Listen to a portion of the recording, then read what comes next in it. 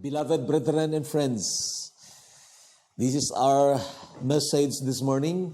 We are more than conquerors.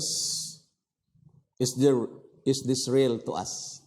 Tayo po ay sobra pa sa mga mandadaig, conquerors.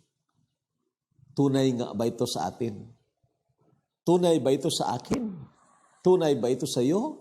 Tunay ba sa bawat isa na nagsasabing tunay na mananampalataya ng Panginoong Jesucristo? Are we experiencing this every day in our lives? So, that is where we are going to see, and then of course, to experience what the early Christians have experienced. Sabi ng Romans 8:35, sabi dito, "Who shall separate us from the love of Christ? Shall tribulation or distress or persecution or famine or nakedness or peril or sword?" Ito po ay rhetorical questions na itinatanong ni Apostol Pablo sa mga sinulatan niya na real sa kanila ang experience na sila ay may mga kapighatian. Real ang experience na mayroong distresses. Itong distresses hindi ito physical per se, but yung mental stress. Dahil nga sa kapaligiran na medyo masalimuot. Persecution. Mga mananampalataya na nakaka-experience nitong persecution. Famine, gutom, nakedness, at literal din ito sa kanila sa mga panahon na yaon, na kung saan sila ay pinapahiya ng mga persecutors at hinuhubaran po sila in public. Or peril, dangers, panganib, na araw-araw parang nakataya ang buhay nila. Or sword, yung paghatol na sila ay papatayin. At ang katanungang ito, may makapaghihiwalay ba? Kung ganito ang ating sitwasyon, kaya ba nilang ihiwalay tayo mula sa pag-ibig ng Panginoong Jesucristo? Of course, the answer is very obvious. They cannot. They cannot. And then the next verse, sabi dito, "As it is written, for your sake, we are killed all day long. We are accounted as sheep for the slaughter." So, nakikita nyo mga kapatid, i-visualize ninyo na si Pablo nakaka-experience nito at ang kanyang mga sinusulatan ay real na real sa kanila. Either personally experiencing that or visually nakikita nila ito sa kanilang sitwasyon during those times. Na para silang mga tupa na araw-araw ay pinagpapatay. Grabe accounted as sheep for the slaughter. Subalit, napakaganda mga kapatid ng katotohanan ito na sana nga real din sa akin at real sa iyo. Dahil sabi po dito ng verse 37, "Yet in all these things, we are more than conquerors through Him who loved us." Now we know this is not theoretical, mga kapatid. This is real experience of those Christians at talagang pwedeng ma-experience din natin bilang mga tunay na mananampalataya ng Panginoong Jesucristo. Isang bagay na aalamin mo o kaya memorize mo itong verse, isang bagay yan na sa paniniwalaan mo ito, I am more than conquerors. But it is another thing to experience that in our lives, in whatever situation. Okay? And that's the reason, mga kapatid, kailangang alamin po natin kung paano nga na itong mga pangyayari sa kanila, itong sitwasyon nila, na hindi natinag ang kanilang pananampalataya, kung pwede rin sa atin. Lalo pa nasa pandemic tayo ngayon, at talagang nakikita natin, inaasahan natin na parang maiibsan na ang paglaganap ng COVID-19. Pero tingnan natin, lalong lumalala. And so, para bagang mayroong nagbabantang panganib. And so, dapat ang puso po natin nakahanda sa mga bagay nito. And then, another assurance dito, Romans 8:38, "For I am persuaded that neither death, nor life, nor angels, nor principalities, nor powers, nor things to present, nor things to come, nor height, nor depth, nor any other created thing shall be able to separate us from the love of God which is in Christ Jesus our Lord. That's a confirmation na talagang walang makapaghihiwalay sa atin na mga tunay na mananampalataya diyan sa pag-ibig ng Panginoon. We are more than conquerors through Him who loves us. So, in order to understand this, we need some historical background. Okay po? Ito pong una. Paul was writing to the Christians who were under the reign of a cruel leader, Nero, the sixth emperor of Rome. So, kunting tunghay lang doon sa history, pwede nyo makita sa YouTube. At real po yun na talagang mayroong persecution sa kanila. Grabe, nakakapangilabot na klaseng persecution. So sinusulatan ito ni Apostol Pablo ang mga mananampalataya na sa kapanahunan nila, nakikita nila itong mga pangyayari. At ang ilan sa kanila nakakaranas ng ganitong persecution. Very cruel ito si Nero, mga kapatid, the sixth emperor of Rome. Maliban pa doon ang kasamaan ng Roman Empire before. Grabe, nakakapangilabot. Parang hindi kayang gawin ng isang tao. Pero ito nga po, nangyari po yan sa history. Some of these Christians had witnessed the unwavering faith of their brethren who were made to fight with ferocious beasts inside the arena. So itong medyo specific na detalye. Ang ilan sa mga mananampalataya ay talagang nasaksiyan nila ang kapwa nila mananampalataya na sa gitna ng grabing persecution, hindi nila itinatatwa ang Panginoong Jesucristo. They do not deny the Lord Jesus Christ. Kahit na papatayin sila, sisilain sila nitong mga leon na mga ilang araw hindi pinapakain, pagkatapos bibitawan sila at nandoon nakatipon yung mga mananampalataya. Some of them are not fighting really. Hinahayaan lang nila, nalapain sila nitong mga hayop nito. And you know, pinagtatawanan sila, nandoon sila sa arena, sa stadium noon, tapos naghahalakhakan, nagsisigawan, naghumihiyawan ang mga nanonood, pinapalakpakan na kinakain sila ng leon. Grabe, nakakapangilabot. And that was the situation ng mga unang mananampalataya na pinasulatan ng Diyos kay Apostol Pablo. So, there are three things na titingnan natin dito mamaya. Ito nga, dito natin kinuha itong verse na ito. Who shall separate us from the love of Christ? Shall tribulation or distress or persecution or famine or nakedness or peril or sword? Grabe, may tribulation, may distress pa, may persecution, may famine pa. Pinapagutom sila. Nakedness. Hinuhubaran sila publicly or peril or sword. Now, itong tatlong bagay ang gusto nating alamin ngayon, mga kapatid. Ano ang nasa mananampalatayang ito? What was in these believers that made them face these trials courageously and joyfully? Interesado dapat tayo. Ano ba ang nandyan sa mga mananampalataya nito? Gusto kong malaman at gusto kong ma-experience din. Bakit hinaharap nila itong grabing problema, grabing persecution, joyfully? Hindi nila itinatatwa, idinideny ang Panginoon, at hindi sila na parabagang nagsisisi na sila ay naging mga mananampalataya. They face these trials courageously. Pwede rin ba tayo? Why were they called more than conquerors? Bakit tinawag sila ng Bible more than conquerors?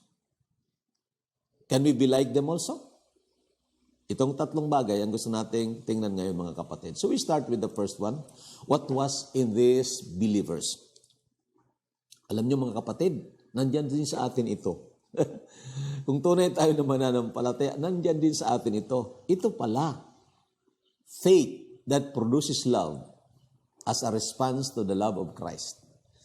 So itong kasagutan, nandyan sa kanila ang pananampalataya na nagpuproduce ng pag-ibig na handa nilang ibuwis ang kanilang buhay dahil nga ang Panginoong Jesucristo inibig sila ng grabing klaseng pag-ibig.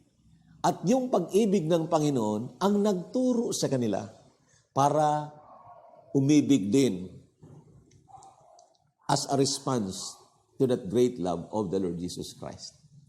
So, kung tunay ka na mananampalataya, nandyan yan sa'yo. Ha? Nandyan yan sa'yo. Kailangan lang itong pananampalataya na ito, mga kapatid, ay hindi po yung stagnant faith. It is faith that works through love. Okay? You can read that in Galatians chapter 5, verse 3. So, faith that produces love as a response to the love of Christ. Alam po nila na dahil mahal sila ng Panginoong Jesucristo, it doesn't matter kung anong mangyari sa kanila. Maging sila man ay iligtas ng Panginoon sa mga mababangis na leon, o kaya sila ay maging pagkain sa mga mababangis na leon na ito, it doesn't matter to them. Alam nila yon na kung sila man ay iligtas ng Panginoon, God loves them.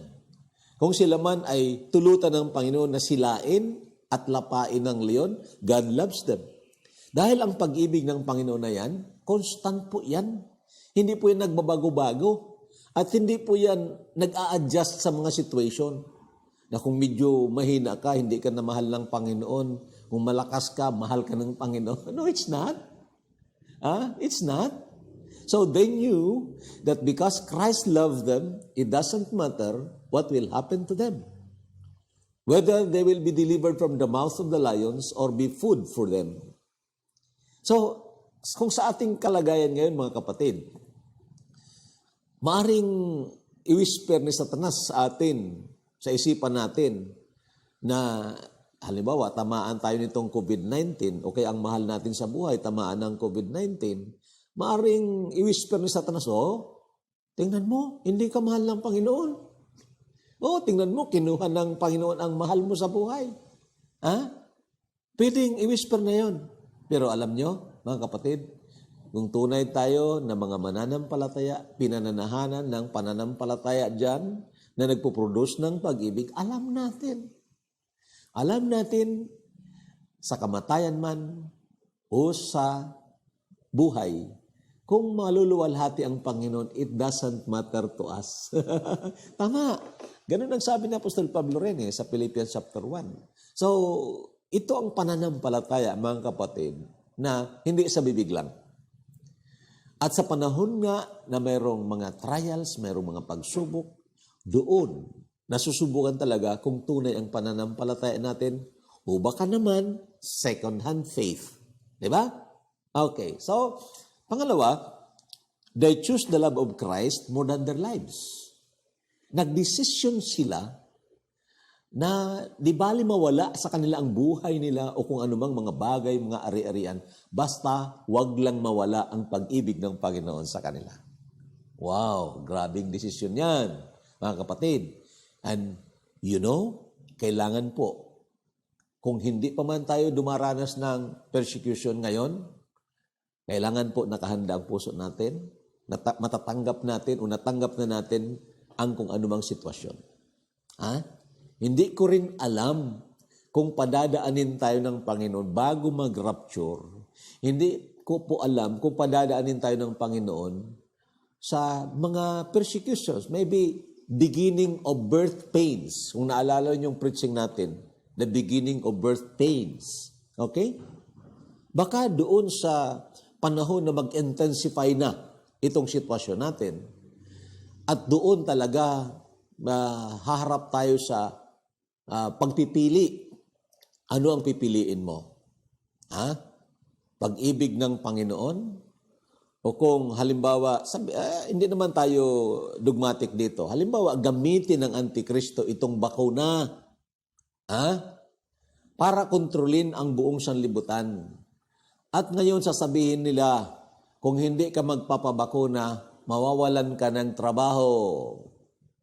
Kung hindi ka magpapabakuna, ilalagay ko doon sa isang isla, ermitanyo ka na, hindi ka pwede makisalumuha sa kung sinong tao. Kung hindi ka magpapabakuna, papatayin ka. Ngayon, nakahanda ba ang ating puso? Yun ang dapat na nakahanda ang mindset natin. Itong mga mananampalataya, nakahanda po sila. They choose the love of Christ more than their lives. And kung alam po natin yon, and we can join David, for example, sabi ni David sa Psalm 63 verse 3, because your loving kindness is better than life, my lips shall praise you. Wow, grabe po ito na commitment at persuasion. Because your loving kindness is better than life. Ang pag-ibig mo, Panginoon, ay sobra pa. Mas mahalaga pa kaysa buhay. Oo nga naman. Ha? Buhay ka nga naman, pero wala ang pagmamahal ng Panginoon sa'yo, ay di ba, lipatay ka, basta ang pagmamahal ng Panginoon nandyan sa'yo. Di ba? And you know, that's a step of faith, or rather, a walking of faith, mga kapatid. So dapat ang mindset natin ngayon, whatever happens, I will not deny the Lord. Whatever happens, it's okay.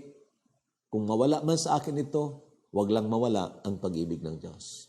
So there are other examples, of course, na makikita natin sa New Testament. Although ang pangyayari na ito ay nangyari sa Old Testament at pinupukaw tayo ng mga mananampalataya na ganito rin o sa ganito ring sitwasyon dumaan ang mga mananampalataya noon, and yet they were able to stand their grounds not because of their own strength but because of faith. At isa dito si Moses. Ito nga sa Hebrews 11:25 and 26. Sige po, sabayan po ninyo ako, basahin po natin. By faith Moses, when he became of age, refused to be called the son of Pharaoh's daughter, choosing rather to suffer affliction with the people of God than to enjoy the pleasures of sin. Sa isang talata pa, for a season. The pleasure of sin for a season. Okay? Sa pamamagitan ng pananampalataya. So hindi sa kalakasan ni Moses. Tinanggihan niya ang offer sa kanya na maging anak ni Pharaoh. Kasi kung naging anak nga siya o kung tinanggap na yon, nako, siya ang susunod na Pharaoh. At magiging sikat na sikat siya. Makapangyarihan siya. Sa panahon na yun po, mga kapatid at mga kaibigan, ang Egypt, world power po yun. At talagang kinakatakutan. Nandoon din ang kayamanan.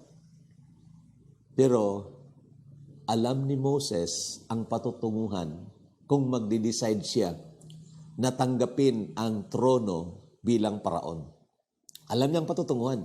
At alam din niya ang patutunguhan sakali man na siya ay patayin o magtiis alang-alang kay Kristo. Alam niya ang patutunguhan. So nag-decide siya doon.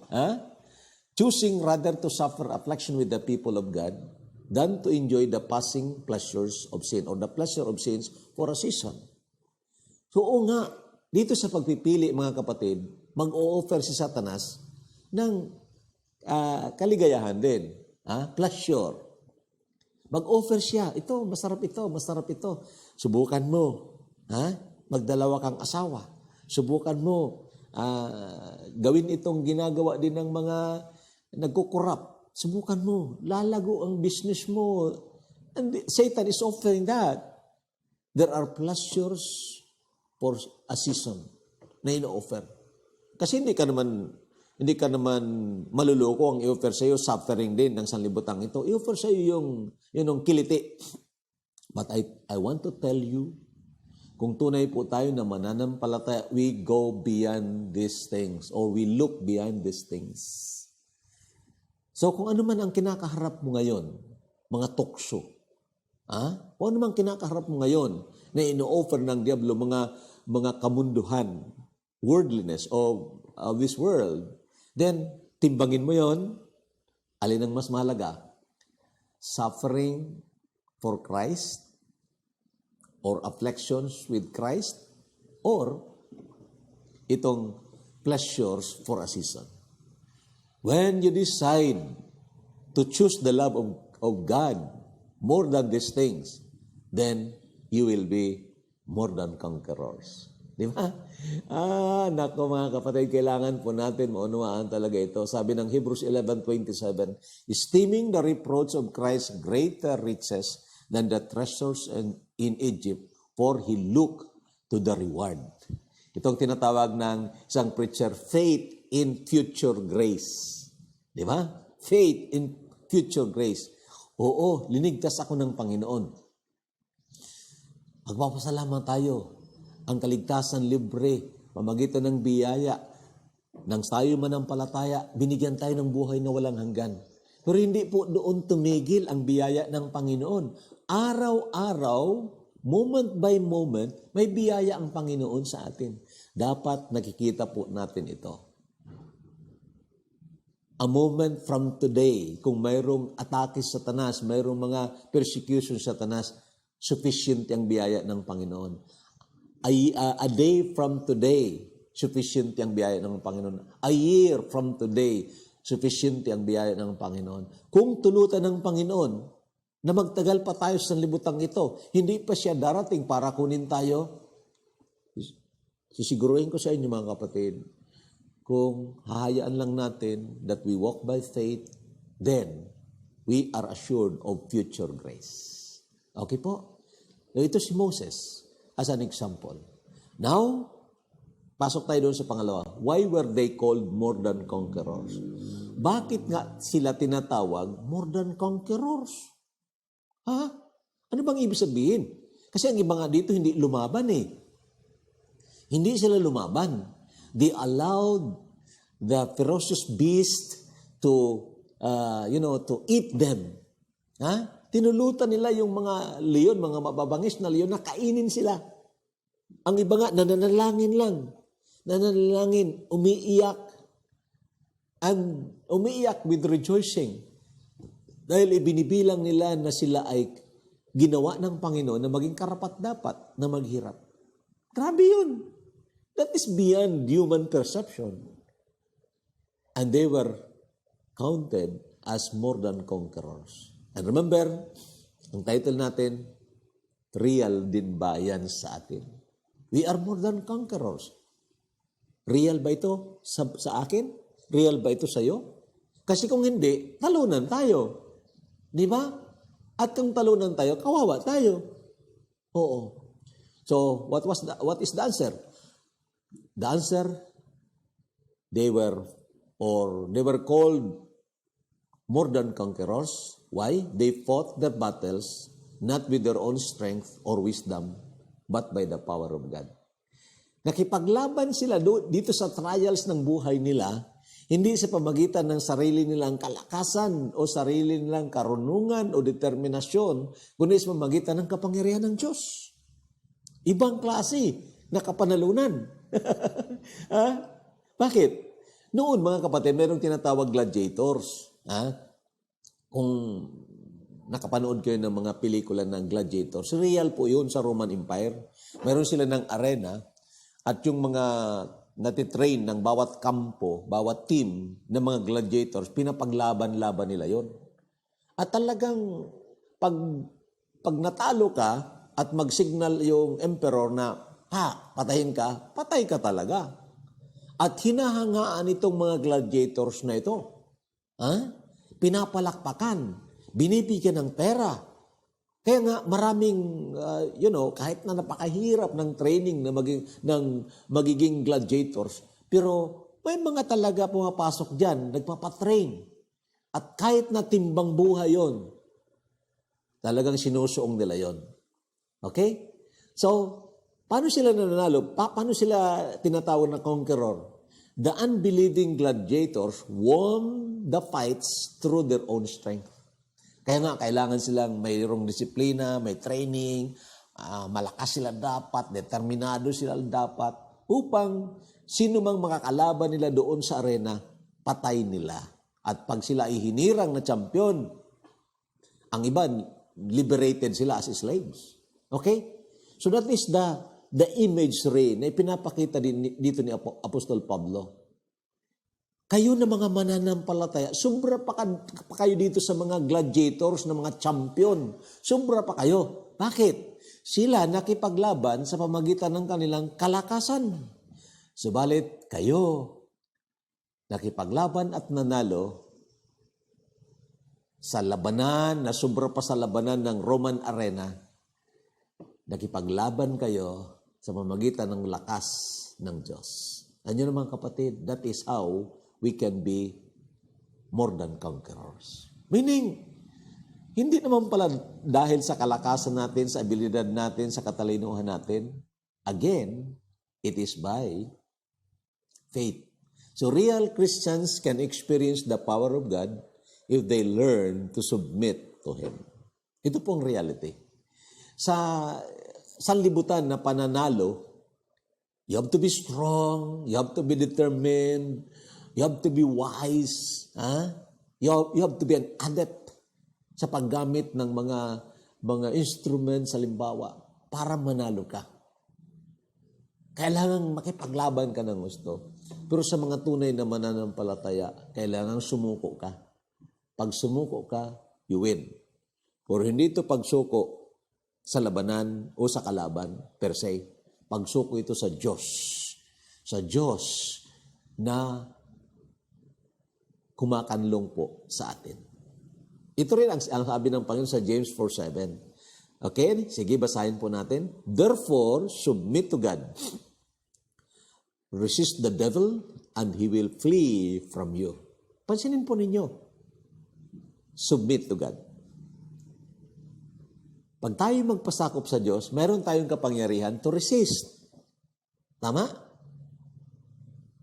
To resist the devil. Pag hindi tayo magpasakop sa Diyos, sa sarili nating kakayahan, labanan natin ang diablo at ang kanyang mga kampon, talo tayo. Talo tayo. Subalit kung magpasakop tayo sa Diyos, then pinapalakas tayo ng Panginoon, sa pamamagitan ng kanyang banal na Espiritu, at nagkakaroon tayo ng kalakasang tanggihan ang kasalanan, tanggihan ang diablo, and so, tumatalilis, lumalayas ang diablo. Ganun po ang pattern ng Panginoon. Ganun po ang tinuturo ng Biblia. In submission, we win. But this is submission to God. Ang kalintulad niyan na palagi kong ini-illustrate, para tayong toothpick. Ang isang toothpick, madaling baliin kahit na ng maliit na bata. Di ba? Parang katulad natin yan. Kaya tayong baliin ng diablo. Kung sa ating sariling kalakasan tayo magtiwala, wala talaga. Talo talaga tayo. Pero kung ang isang toothpick na mahina, ililibing mo, ibabaon mo dyan sa bakal. Sa pako, halimbawa, yung 4 inches na nail, o 4 inch na nail, baon mo doon, nasa ilalim na siya. Kaya bang baliin? Hindi. Bakit? He is now under the strength of the nail. Ganun din mga kapatid. Pag tayo nagpapasakop sa Diyos na mas malakas kaysa Satanas o kay Satanas at sa lahat ng mga kampo niya, then pinapalakas tayo ng Panginoon and we become more than conquerors through Him who loves us. Ganun pala. Tayo pwedeng maging more than conquerors. Okay po? Ang last na katanungan natin, can we be like them also? Pwede ba na maging parehas din tayo nitong mga unang mananampalataya na sa gitna ng kanilang mga persecutions doon sa loob ng arena na kung saan binibitawan yung mga leon, mga tigre, mga leopard na mga hindi pinakain, mga 3-4 na araw. Talagang mababangis ito sila. Bibitawan yon. At itong mga tunay na mananampalataya, nananalangin, nagpapasalamat sa Panginoon, binibilang nila ng kanilang kamatayan at ang kanilang paghihirap ay alang-alang sa Panginoon. Paano ito nangyayari? Again, it is by faith. So, can we be like them also? Yes. Yes. Dahil kung tunay tayo na mananampalataya, kung padaanin man tayo sabihin na natin, padaanin tayo dito sa beginning of sorrows, na talagang lalala ang kondisyon natin, magkakaroon ng tanggutom, wag lang tayo magtamad-tamad, ha? Habang wala pa yan, magtanim kayo at magtanim. Ako nga po, nagtatanim eh. Diba? Ganun po yon. And then, kung padaanin man tayo dyan sa persecution, Padanin tayo sa gutom. Padanin tayo sa masyadong araw-araw na panganib. Then, matuto tayong maglakad sa pamamagitan ng pananampalataya. Dahil ang Diyos na ito, mga kapatid, na sinampalatayanan nila, ay siya rin ang Diyos na sinasampalatayanan natin. Di ba? So, ang sagot, can we be like them also? Answer, certainly. Why? Because we have the same God as them. Ito ang tunay at buhay na Diyos, hindi yung Diyos na palaging nakapako. Paano ka matutulungan niya? Nakapako. Di ba? Ngayong taon-taon ipinapako, namamatay, nabubuhay na maguli. Hindi yun ang Diyos ng Biblia. Ha? At hindi rin yung Kristo na sinasabi ng iba na tao lang. Hindi po yun. Tao lang. Paano ka matutulungan? Mahina din siya. Kaparehas natin. Di ba? Kundi ito ang Diyos na kasama ng Ama, kasama ng Banal na Espiritu, iniwan ang langit, mababa dito sa libutan, isinilang sa birhen, lumaki na walang kasalanan, nagpakita ng mga dakilang kagilagilalas na mga gawa. Sinaway yung bagyo. Pinagaling ang maraming mga may sakit. Binuhay nga ang patay. Itong Kristo na ito, mga kapatid, na hinayaan niya na siya ay mamatay na parang kriminal doon sa krus ng Kalbaryo, buhay po ito ngayon. Hindi po siya nanatili doon sa cross. Hindi po siya nanatili doon sa libingan. Inilibing nga po siya. Matapos sa 3 araw, siya ay nabuhay na maguli. Kaya buhay na buhay ito, maaari natin siyang lapitan. Di ba? Siya rin ang nilapitan nitong mga tunay na mananampalataya during those times. Na doon sa arena na yon, na kung saan handang-handa silang lapain ng mga leon, then nananalangin sila direct sa Diyos. Mga kapatid, mga kaibigan, kung sakaling padaanin tayo ng Panginoon dito sa tinatawag beginning of birth pains, dapat natututo tayo sa mga early Christians. They come to God in faith. They accepted everything as from God. And then, they were able to win and become conquerors in death or in life. Okay? 1 John 5:4, tapos tayo sa talatang ito. For whatever is born of God overcomes the world. That's a plain statement. Whatever is born of God, kung tunay ka na ipinanganak na muli, tunay ka na mananampalataya, overcomes the world. You are a conqueror. At paano ito? And this is the victory that has overcome the world. Our faith. Our faith. Ha? Hindi yung ating lakas. Kundi yung pananampalataya, yung diniskas natin kanina. So mga kapatid, kung tayo tunay na mananampalataya, katulad ng mga early Christians, mayroon tayong Diyos na parehas din nila, iisang Diyos. Mayroon tayong pananampalataya that can produce the love in response to His love. So we can be more than conquerors through Him who loved us. Sana po, maging pagpapala po ito sa inyo, mga kapatid, mga kaibigan. Huwag tayong matakot. Pag tayong mataranta, let us come to the Lord. Maraming salamat po. God bless us all.